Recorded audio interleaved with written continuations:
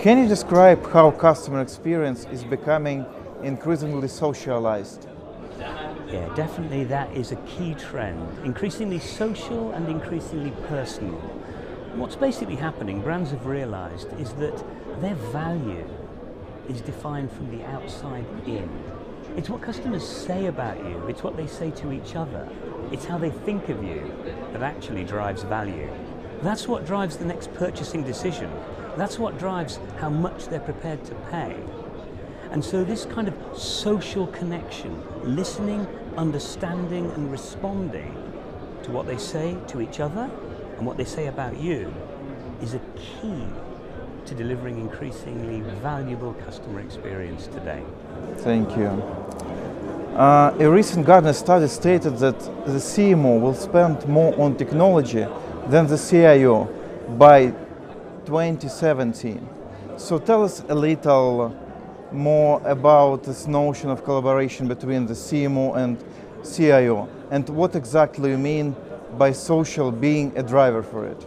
Yeah, I mean it's a very famous study that, and it caused a lot of ripples in the market. I don't necessarily think it's as simple as the CMO spending all the money and the CIO no longer spending any money.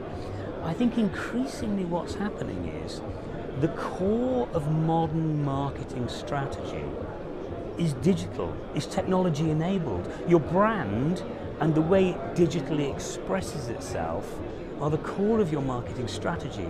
So of course the CMO is involved in technology decisions, even in technology strategy. And equally, the CIO is increasingly aware that his high profile, sometimes most innovative investments are going to be hand in hand with the CMO. And so I see it less a case of which department spends more than the other, and more a case of how the bridge between the CIO and the CMO just comes together. And customer experience is the forefront of that digital revolution. And of course, the social element of that, as I said before, listen, respond, understand. This is technology-enabled agility. Thank you for the insight. And the notion of marketing 2020 states that most businesses will be irrelevant by 2020. So how can businesses stay relevant to their customers and deliver the best offering possible? I love it. Most businesses will be irrelevant. That's not the case. Irrelevant businesses won't survive. Your customer has a small amount of time, a small amount of money, a small amount of trust, a small amount of interest. If you're irrelevant, you're no longer there. You simply won't exist anymore.